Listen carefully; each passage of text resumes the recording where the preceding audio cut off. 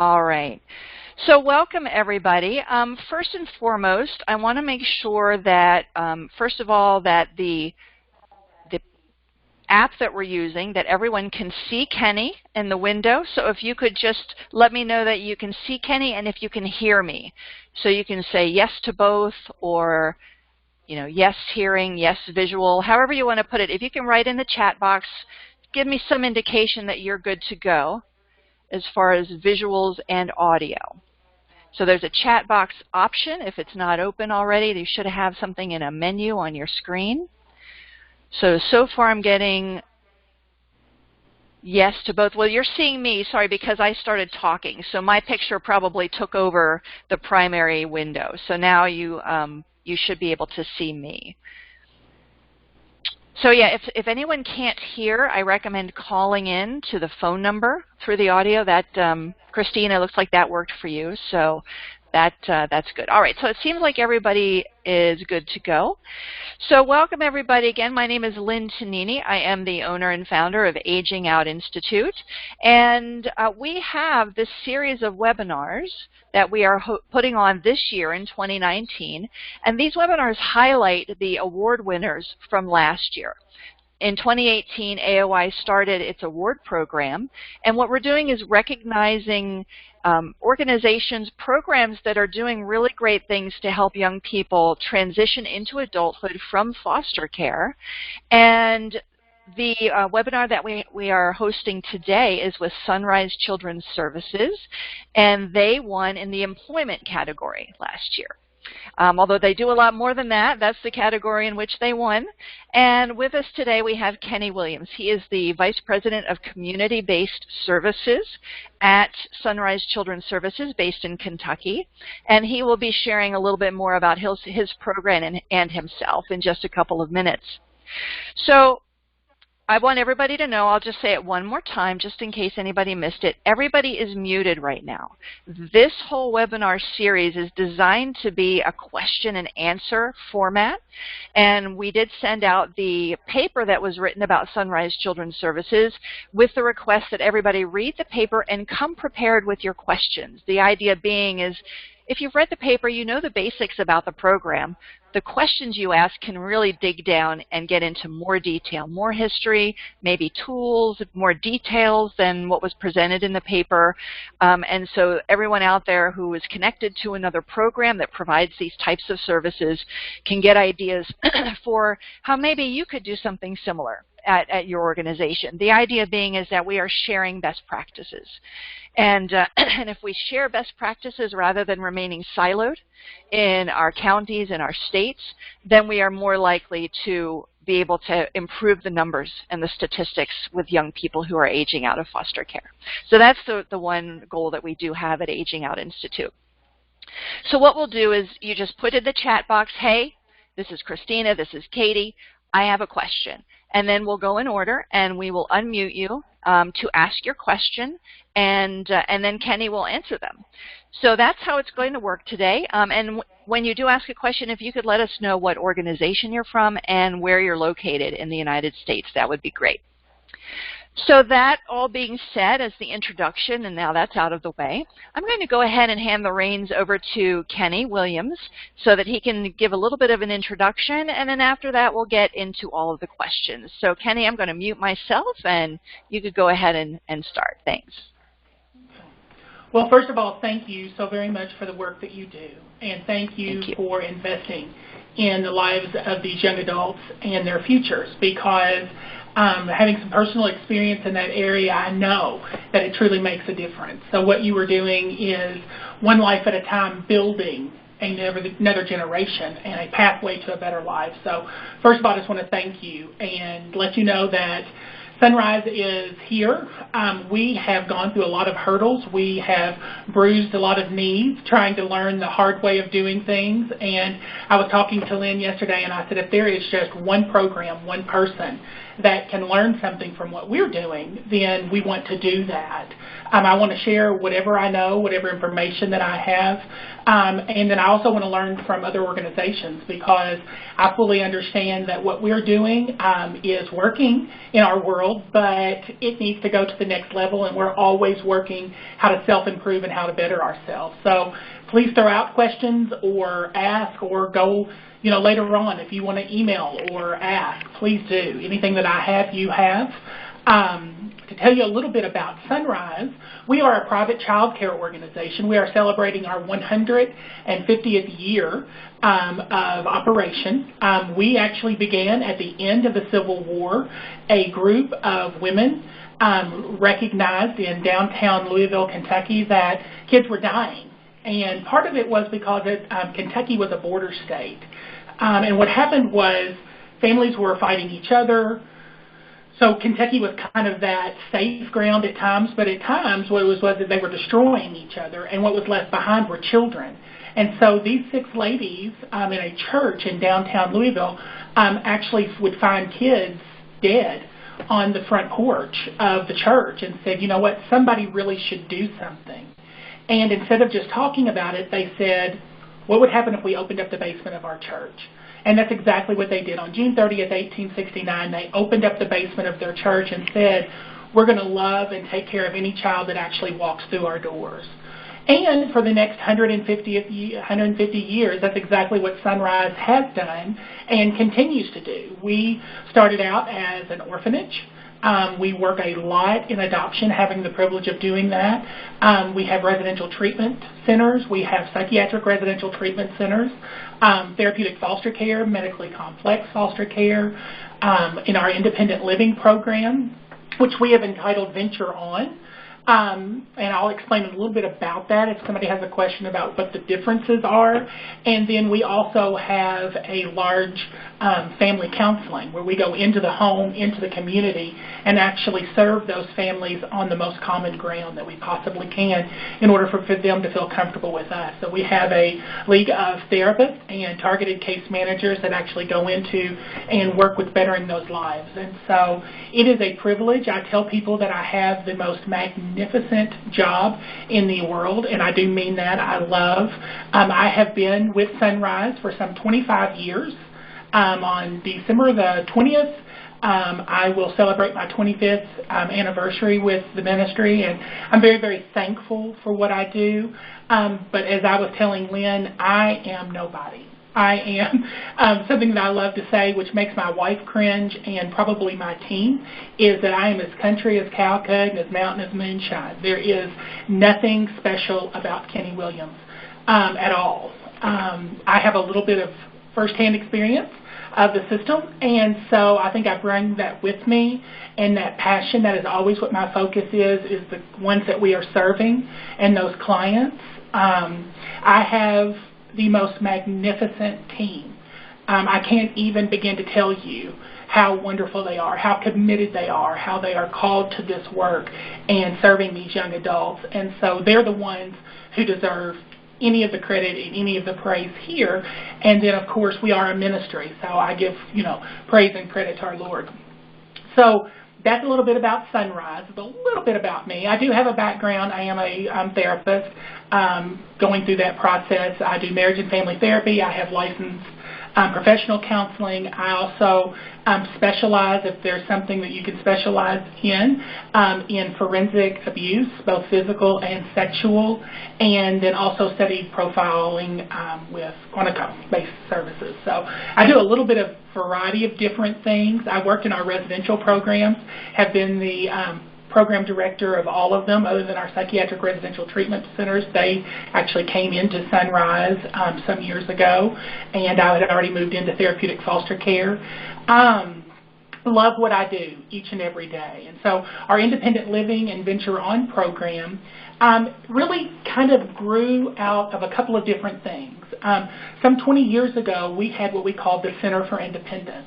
And that was a specialized program. It was an independent living program that was supported by the Commonwealth of Kentucky. It was a wonderful program. and those that were involved in it really were breaking down a lot of walls and looking at some things. But unfortunately, political changes happened. Community-based services changed, and there was more of a focus in residential.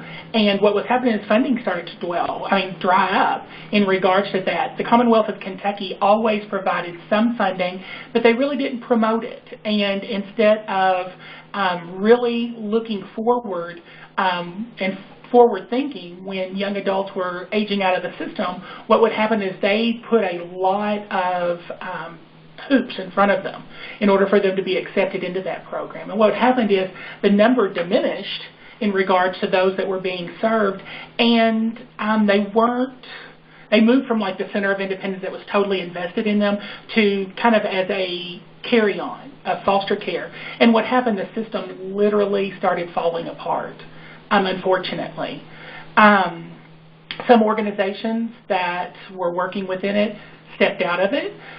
Some of them utilized it as financial building and things because, you know, the 18-year-olds, you give them money and you give them an apartment. What could they go wrong in that situation? Let's just stop right there. And things like that. A lot of things could go wrong, and did. And so it became a PR nightmare as well. Sunrise, actually, we backed out of independent living for a period of time just because it was so uncertain. And the rules were very ambiguous, and who was being accepted. If a child was not strongly motivated in order to self-succeed, then what we found out is those children weren't succeeding. But what happened was, back in 2014, back in 2015, we started really looking at the young adults.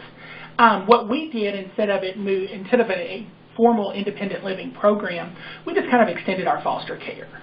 And what happened was a lot of our foster parents, we found out, were keeping up with these kids. Some of these kids remained in their foster homes or very close to it. Now, statistically, we know, and as we have run things, 89% of young adults that age out of foster care will move within a 5-mile radius of their biological families. And so what we found out was if they weren't staying directly and they consisted themselves as connected to that foster family as their family of origin, their choice, then they were going back to their biological family. And what we found as we started doing some research and running statistics and things like that, it led to a variety of different things. They were either incarcerated, and there was quite a few that were incarcerated. They were homeless, or unfortunately, they were dead. And so we started looking at that and said, you know what, we have missed the mark. We have got to make an investment. And so we reinvested back in 2014, 2015 into not only are we going to develop a specialized program, but we are going to throw everything at it that we can possibly make it successful. So a lot of people kind of took a step back and were like, oh, I don't know if this is going to work. Actually, how Sunrise fell into an independent living program, I mean, we had talked about it for some time. We had a COO which was very interested in this because of background and because of her passion. And she and I we would sit across the desk and start talking about all the things that we could do and should be doing with these young adults that were aging out of foster care, and what we were kind of doing on the side, wink, wink, and things like that in regards to support and how we were funding that, and then decided what would happen if we tore down all the barriers. What would happen if we stopped saying, if we had the money, we would do such and such. If somebody would fund us, we would do such and such. And so what happened was, as we were having these discussions, literally what happened, we received a telephone call from another private child care, which was in a disastrous situation. They did have an independent living program. It was in a PR down spiral significantly.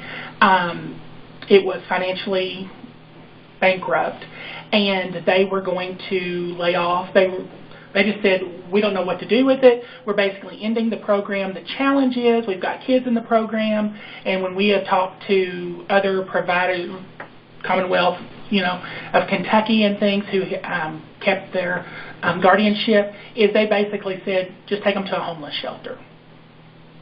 Just basically, sorry about it, there's nothing in the area, So not only were we going to lose staff, we were going to lose, these kids were going to go into the system. We felt that was disgusting. And we were like, we need to do something about this. Of course, if you will know me very well, I charge at a lot of windmills, and I said, you know what, let's take these ideas that we had and turn it into a program. I laugh at that because we had less than 30 days, literally. And so I started having to write handbooks and all of these things, talking to our licensing people about even becoming licensed. And that's how we learned, because nobody really helped. I mean, we started out with the regs and started writing everything that we had to have. But, oh, by the way, we had these kids, young adults, that their lives needed to continue.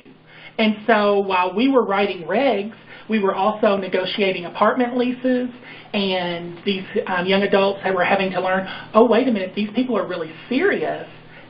And, oh, wait a minute, there's going to be rules and all of those type things. All along the way, I had a COO and that we were working on the side trying to find funding, because that was going to be the other idea. Guess what? It's a boy, it's a boy, it's a girl, it's a boy, and things like that these young adults, I don't know, have to eat, and they had to have a place to be. And some of the locations where they were, we used a scattered apartment approach. What had happened were not in the best of situations. Not only did they not look the best, but they were also not in the safest place.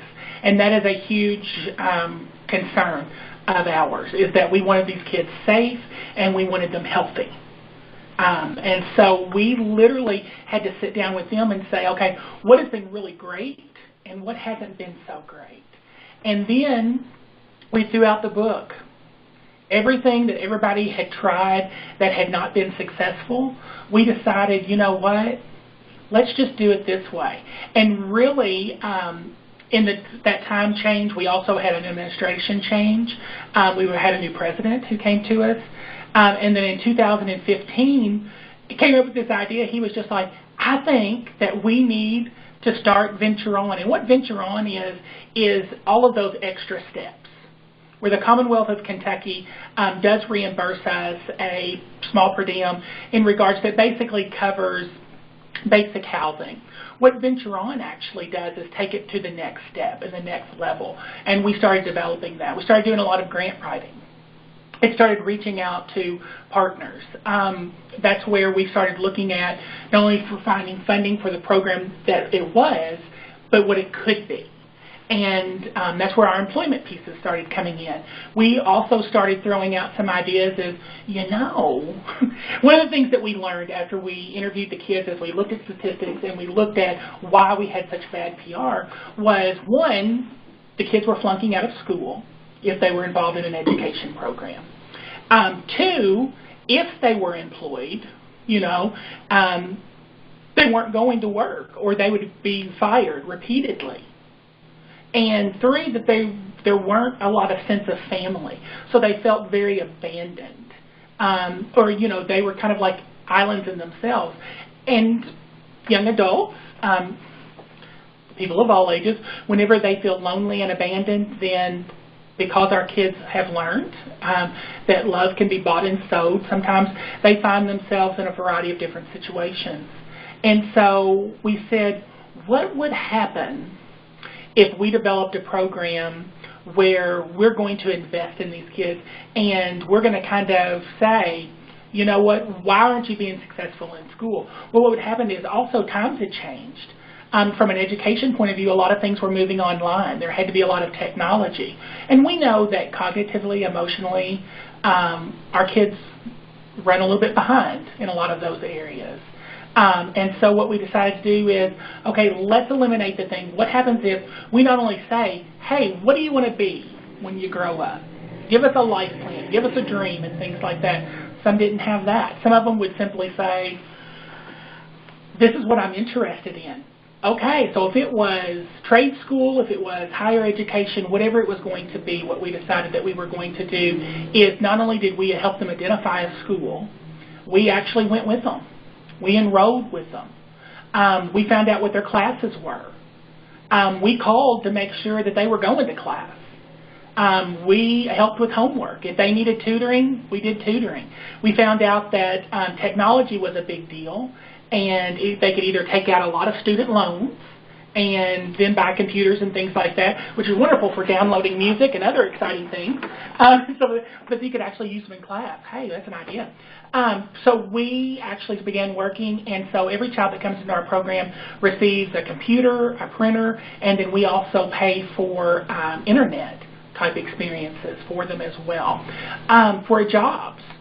And some of our kids came in thinking, hey, you know, I want to be the CEO of Walmart and things. Well, guess what? You got to be, you know, somebody who cleans the floor first and things. So what we actually started doing is looking at them and saying, where can we begin entry-level positions?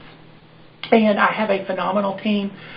We began some partnerships. We looked at some bigger corporations. And how we started that is we literally started at the local level and walking into the local grocery store and making ourselves known and saying, hi, are you hiring? And when they were like, well, yeah, we're hiring, we said, we went into a sales job. We have got kids that want to work. We have got kids that are going to be successful. Oh, by the way, they're probably going to be your worst employees. People will be like, huh? Okay. And we were just like, okay, we need somebody to help us partner with us, to help us teach them responsibility. They may get angry. Customer service may not be their best thing. So the only thing that we ask is, let's start a job program. Let's get a little bit of training going underneath them. And then when they have challenges, if they don't show up for work or they don't get along with their peers or they're not just getting it, let us know. And we'll be in regular contact with you. And what we will do is, it may be bring Kenny to work day or whatever and things like that. And so we began working with them on that level. So we've supported them with their education, and I know education and things like that is not our world, but in employment. And from that, we started figuring out some of our kids were star employees. They started really benefiting. They started working. But what also happens is they may be servers. Well, to get non-skid shoes that are required in some places, $50. Or if you're working as a server, you might have to buy your own receipt books and things. They didn't have the money, the investment on the front end. And so we started using grant dollars and really sitting down with our grant foundations and saying, okay, this is a dream that we have. This is what we know can be helpful.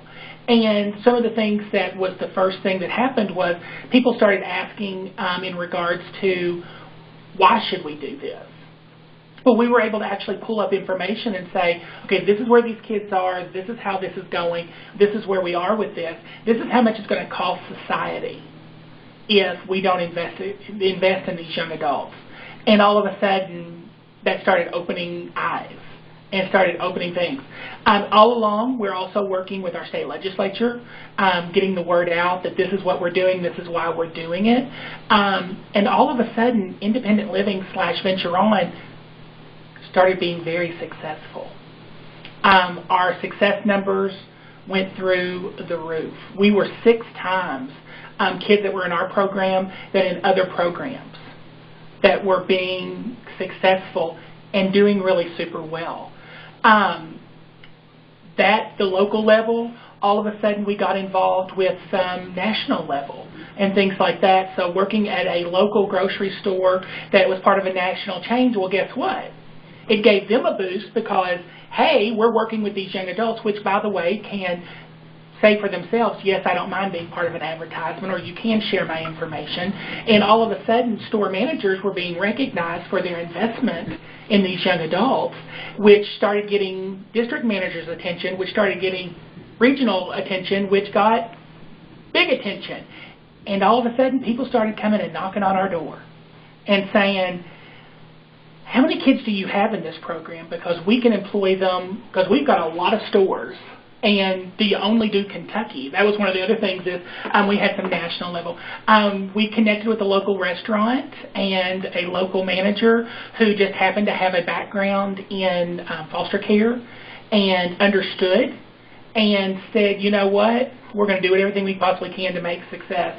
And so because we also had a connection with their corporate level, a friend of a friend kind of type situation, began working with them. And not only were they investing in our kids and our young adults, they became invested in us to the point that there's a national restaurant chain. They looked at us and said, hey, when the kids move in, what do they move into? And we said, well, they have apartments. It's fully a furnished apartment. We take care of the rent. We take care of the utilities. This is how we're doing it and stuff. And they said, well, how do you buy all the kitchen stuff? And we're like, Target, Walmart, at that point Kmart, yard sales, whatever it takes, big donations and things. And they said to us, what if we equipped all your kitchens? And we were like, okay, well, we're estimating to have, at that point, we were going to have 10, we'd hope to have 10 new clients. And they said, okay. And we were like, so you'll help us with one? And they said, oh, no, we'll do all 10.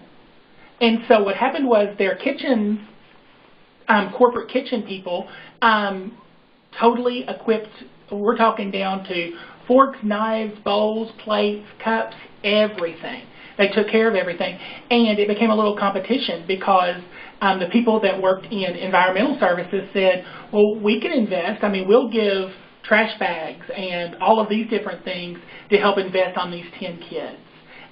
We just wanted things that, of course, I will be very honest with you, I tried to push for the food as well. I was like, hey, you know, we do feed them every month and things like that. That never worked out. It was a steak restaurant. I'll just be very honest with you. So, yeah, those porterhouses never showed up, but hey, I try every year and things. So what we found out was not only were the kids invested, the young adults invested in being very successful because the involvement in staff and the follow-up. We also had corporate level that wanted to actually be involved. They had started to have a love for not only our individual kids and hearing their stories, but also what that future could be, and that started getting out to the point that we had people that actually worked with our ministry in other ways, such as people who would come and blacktop, you know, our driveways, which you're thinking, what? Like that. They would meet some of our kids, our young adults and things, or we would tell them the story of what we're doing, and they were like, you know what? Maybe I've experienced drug use. Maybe I have had this problem, or this is something, you know, somebody that we want to help invest in, so let us do that. And so they started offering jobs. The scary thing about that is we had some of our young adults who were making more than their case managers because they were working these asphalt jobs or roofing jobs and things like that, you know, so they had those type investments. Now what we did with our donor dollars and type things, we started looking at ways, anything that would be a barrier to a child, especially in the area of employment. So sometimes just getting them ready for the resumes, sometimes getting ready for the interviews or having the proper clothes. And so we wrote a grant to one of the foundations, and they gave us money for clothes, interview clothes and dress clothes to get the kids ready. We also do a specialized, we do our own independent living training programs, in which every other month we bring in area experts. So realtors come in and talk about finding your own apartment and transitioning. Mechanics come in to talk about when you get a car, taking care of a car. Bankers come in to talk about, one, credit cards are bad. Credit cards are very bad. Don't do credit cards and things, but also banking and checking, because all of our kids maintain those banking and checking and those accounts. We brought in chefs who talked about healthy eating. And then we also build in volunteerism into all of those classes, so that our young adults know that people have blessed them and have taken care of them by offering and doing, and they're thankful, but it gives them a chance to give back. So, and we make sure that when they're giving back that they don't do it for the show. We're not on Instagram and all of those type things, you know, look what I did today. So if they're serving in a food kitchen, they're in the back washing dishes. If they work at food banks, then we're not the one actually giving out the food. We're the one packing boxes, because our young adults actually shared with us, I've been that person on the other side, and I know that there's a lot more that goes into it to get them supported and things. So that was really an idea that came from them. We have done everything from work in homeless shelters, doing things, to collecting items like scarves, gloves, and all of those type things, because some of our young adults said, I remember when that was my life, and so they help us do those things.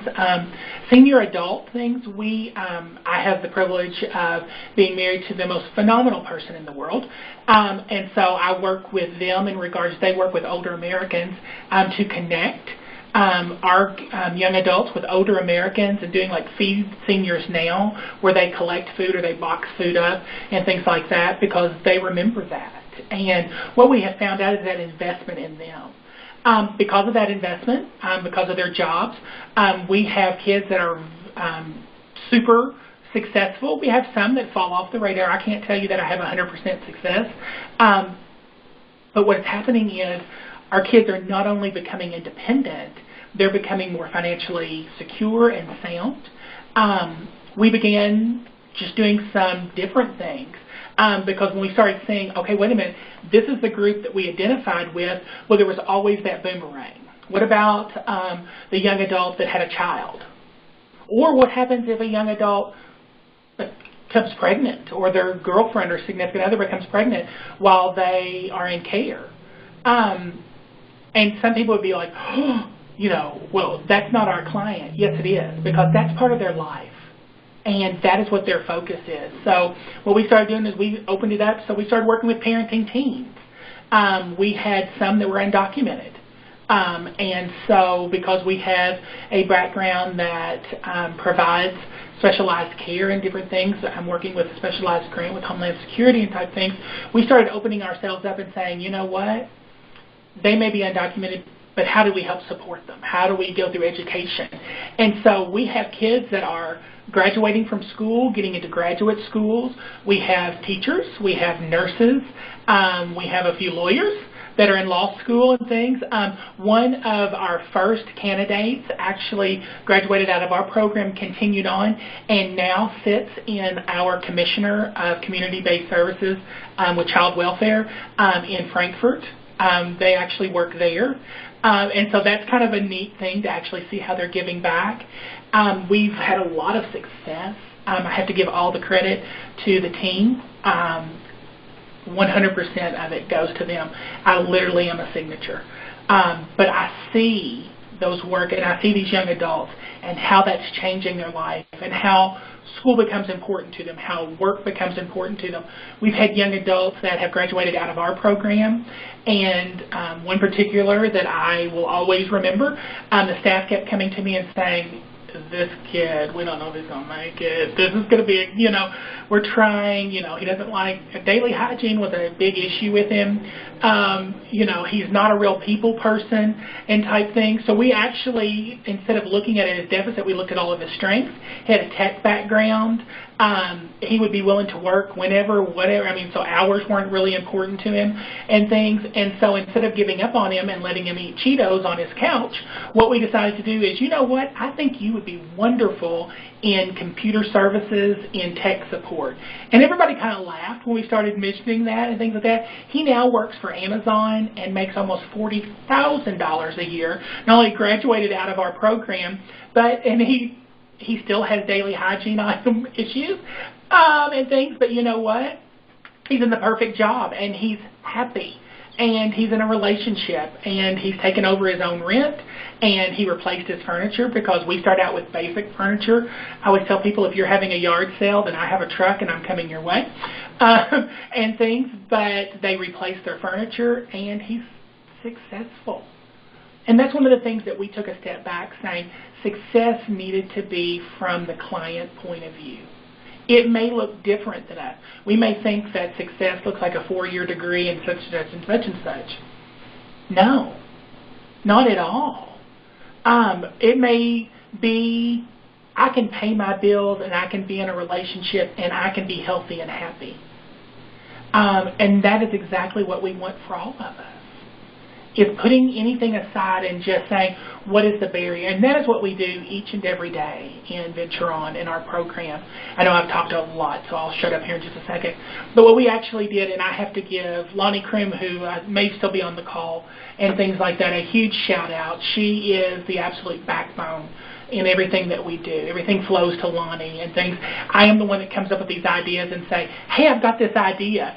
And she shakes her head and goes, okay, and we make that idea into a reality. Or we've identified that these kids are experiencing this. This is what's wrong, you know, and this is why they're not being successful. And so we're just like, if money wasn't an issue, what would we do about this? And then we go and do it. And then it becomes my work and Lonnie's work and others to find funding for it, which is a lot of fun sometimes. You know, I always say that I beg and borrow and things, but I'm investing in the future. And each and every day we're seeing that success. And I know that you will in your program. So that's a little bit about us, a little bit what we do, why we do it, how we do it. But I would be willing to answer any questions or for you to say, I think you're absolutely insane, and that's okay too. All right. Well, thank you so much, Kenny, for providing that background and information about your program. It looks like we've got a good 20 minutes left for some questions. So as people are thinking about asking a question, what I wanted to just get a little clarification on, and again, if you have a question, just let us know in the chat box. Say, hey, I've got a question, and then we'll unmute you and let you know when it's time to ask it. So my question was, could you clarify, Kenny, the age group that you work with? Are you getting young people who just as they're aging out? Do you work with them before they age out? Do a little prep work with them? And then how long are they with you? And what's the oldest that you take them in? And, you know, what if they've been out of foster care for 2 or 3 years and they need help? Do you work with young people around that age as well? Excellent questions. Initially, our independent living VentureON program is based on kids, young adults that are turning 18. And so that's what we started, that was our jumping off point, is that if they're aging out of residential, foster care, you know, state care, then they're eligible for our services. So we started at 18. They can be with us in regards to the Commonwealth of Kentucky watching over them until they're 21 years of age. Phase 2 of VentureON is where we have actually started looking at that 16 to 18 group and how we actually engage with them. We identify them in our foster care programs right now. And some of our independent, and that's the other thing is, we started out in one location in the far west corner of the Commonwealth of Kentucky. We now... And this is just because as the program has grown, and it was never this plan. I mean, I remember starting out and saying, you know what, if we could work with 5 or 6 kids at a time, that would be great. Because of licensing, if we could ever get to 10, then that is our goal number. That is our goal number. We blew through that before year 1 and now have, I think, 33 young adults that we actually work with. And we said if we could keep them in 1 or 2 places, that would be absolutely wonderful because that was just a better fit for us. We now have 6 different locations across the Commonwealth of Kentucky, and we try to locate near state schools so that young adults can enroll in state schools if they're looking at a formal higher education. But we work very well with our community college to invest in regards to trade schools and type things. So yes, initially we started out working with 18 to 21-year-olds. We now have gone into phase 2 where we're working with those 16 to 18-year-olds to prep them, to give them information, to get them ready for independent living. And then kids, young adults, technically age out at 21. And so what happens is young adults that maybe need a little extra, we're always following up on. We use them as mentors into our programs. And so what we do invest in them. We help them launch. And when and if they need us, then they're there. They also do a lot of PR work for us. I'm going to tell you those 21 years or young adults that have been out of the system, for a couple of years that come back in, they use us as that stability time and us to help them gain employment or to get into school and how we're going to follow up on that. A lot of our alumni are still with us. They attend our independent living classes from time to time. I have been able to work with some of our phenomenal grant funders and foundations about what the next step is, and that's actually phase 3 for those young adults that need that extra support, and how we phase out our services and for they to continue on, because just because they reach 21 doesn't mean that they're going to be ready to fully launch. In some cases, we found out that some 78% are and ready to launch, but that means 22% need extra support, and that's what we're going to do. And so that's when Lonnie and a lot of people shake their head at me and things like that, because I'm just like, then we just got to find funding for it. And so that's what we do. All right. Well, thank you for that. Looking to see, okay, we don't have any questions yet from the group. Again, if anything comes to mind, let us know you've got a question, but I have some here. So it sounds like that your VentureON program provides a significant amount of money to cover the costs for the young people so they can focus on building those employment skills, getting education, what have you.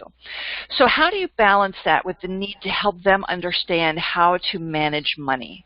Because I know there are other programs that have them pay a percentage of rent or a percentage of this, that, or the other, so that they at least have that experience, that hands-on experience of working with money, managing money. So how do you work that into your program? Excellent question, and is one that we fight with all of the time, because we do not want them to see it as a handout. We don't want them to see it as something that's an automatic given and type things. So we build in what we call steps of success so they can step up to success. So there is a basic amount of money that is guaranteed. It is what I call seed money or core money, and that's it. Basically is, we're going to pay for rent and utilities because the apartments remain in our name and under our lease. So they kind of like sublet from us. And then we will provide, we're required by licensing to require $70, period. And that is for their whole monthly expenses. And that's food, that is clothing, that is anything else. And so what we actually do is for all of those little extra things that I talked about, providing internet and those type things, they have to be actively invested in their school program. For their Step Up to Success money, they actually have to be working within the program. And we have a criteria, such as employment. We have to see their records. We actually, our staff are actually in their apartments meeting with them on a regular basis, and where we do budgeting is a major thing consistently. They go with them to shop for food until we know that they're able to do that. If not, we would have kids spend $100 on ramen and Cheetos and eat that, and things that I lovingly tell some of our independent living boys that I run into on a regular basis is that, be happy now, because you could probably eat Tupperware and your body will dissolve it, but someday you can't live off DoorDash or whatever. And so we laugh about that. But we help to make that investment. So what we do is we base our program incentives, all those extras, on are they working their program? Are they meeting with their counselor? Are they coming to skills group?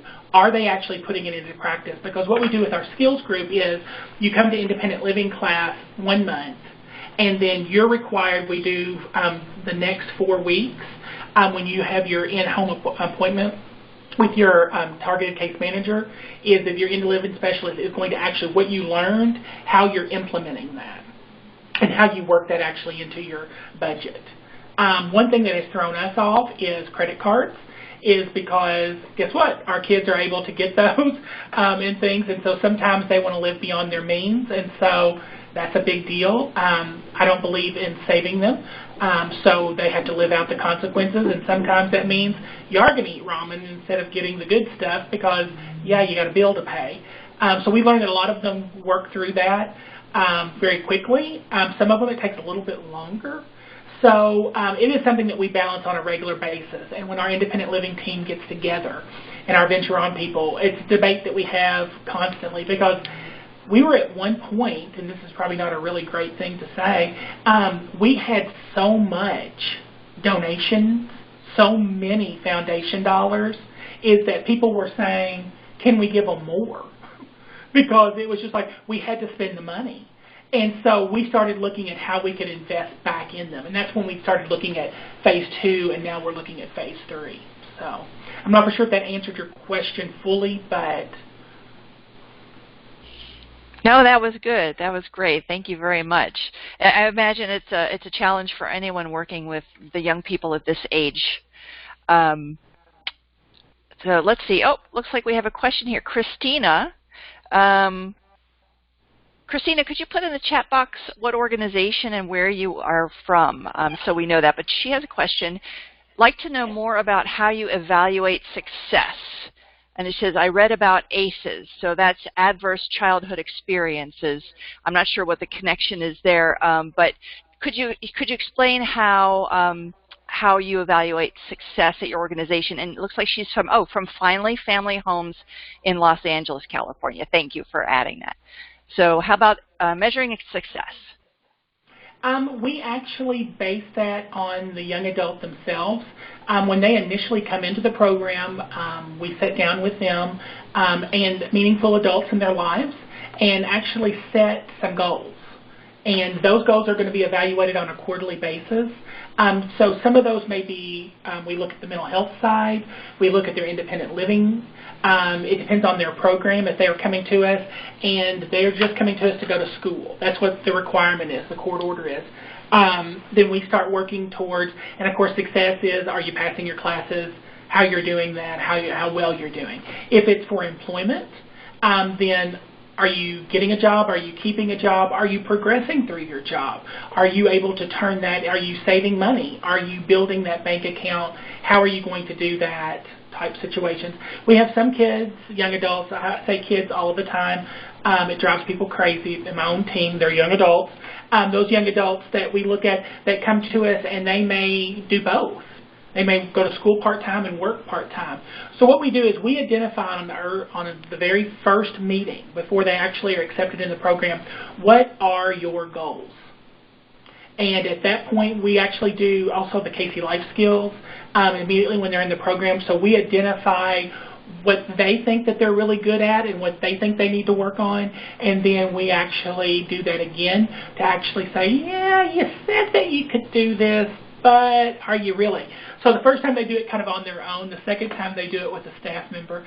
And so we take the areas where they have deficits and build that into their plan that is looked at. Every week we have an interview inside their apartment, and they stop in, check on us, and we check on them, employment, school, and all those different things. But on a quarterly basis, we sit down with all the meaningful adults in their world, and we actually take that plan and we look at it and we check off the things that they're doing wonderful and we celebrate those, and then we reevaluate that plan. Okay, what's our plan for the next 3 months? What's our plan for the next whatever? And so we look at those type things. ACEs, those adverse childhood experiences, yes. We actually can rate those in the therapy side of our world. We look at those and how we overcome those, and that's actually put into a goal for a mental health point of view. We provide counseling or support through our program. Of course, you know, we're a behavioral health service organization is our license, which is more like community mental health if everywhere else is in the world. We call those behavioral health service organizations in the Commonwealth of Kentucky. So we have those, or they may choose to actually go outside of us for their own mental health.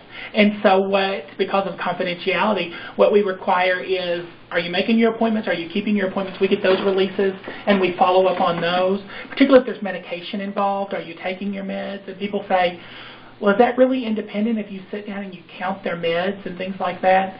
Yeah. They need that little extra support, and know that they're going to be followed up on. And what we have found is that they take that on, and so we kind of elongate those check-ins and things with that. But so I'm not for sure if that answered Christina's question, but yeah, that's how we evaluate success, how we've been successful in doing that. But yes, ACEs is something that we are adding into our program. We had to. And that approach, if I am correct about this, it's trauma-informed care or trauma-informed support. So if you're unfamiliar with ACEs or trauma-informed support, there's a lot out there if you just Google it. Yeah. At Sunrise, we actually, trauma-focused cognitive behavioral therapy, all of our therapists are trained in that and leads to certification. And they do regular check-in calls. And so we have actually become a trauma-focused agency because of the needs of our clients. Right, absolutely, absolutely. All right, well, I have a question. We still have a few minutes left, so I wanted to ask, you've built these partnerships with employers in your area. From what you've learned, what would you recommend as far as how to build those relationships? How do you meet them, first of all? Where do you go to talk to these business leaders? Do you just walk in the front door and kind of cold call it? Or are you meeting them networking through an organization of some kind, or even networking through foster alumni organizations? Because I would imagine you could connect with some people who have some decision-making level in an organization through those avenues as well. So that's my question, and it looks like we have one from Crystal too. But if you could just quickly address the question of what do you do as far as building those relationships, and what would you recommend? Yes. Initially, what we looked at were major donors of Sunrise or people that we had a connection to, because some people, as I'm sure everyone will acknowledge, some people are more comfortable writing a check rather than being actively involved. And we recognize that on a front end, but if they have somebody that we knew were connected to an organization, then we may drop the hint, wink, wink, that we have some young adults that maybe are looking to be employed in that area, particularly if we're breaking into a new area. But I'm going to tell you how we initially started was going to the local grocery store that's part of a national chain. And I don't mind telling you, we work with Kroger and things like that, working with the local Kroger grocery store chain and going and meeting the manager and sitting down and just saying, hey, my name is Kenny Williams. I work with Sunrise Children's Services. Let me tell you kind of what we do. And initially they always think that we're going to ask them for a donation or give them free food and all that. And no, I'm always like, what is your biggest need in employment? And they're like, well, I can't find anybody to work this shift. I might have a person for you.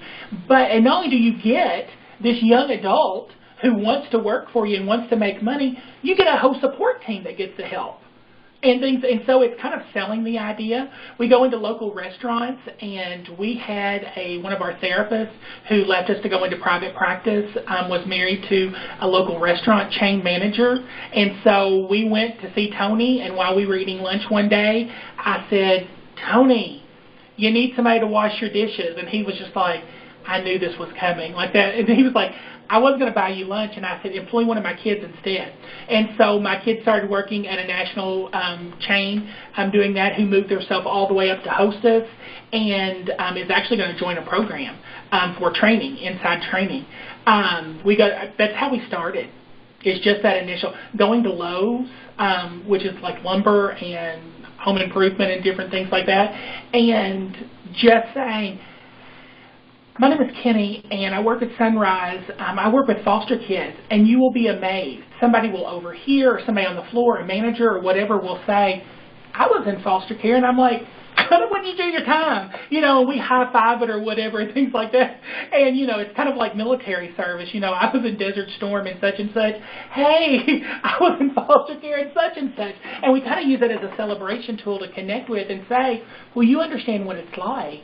And wouldn't it have been wonderful if when you turned 18, there was a program out there that would have helped you? And I'm telling you, I've never had anybody go, Yeah, no, I didn't need that. Every one of them's like, yeah, that would have been great because I had to do this, or I dealt with this, or this is what it took for me to get to where I am today. And I'm like, would you be willing to make life a little easier for a young adult?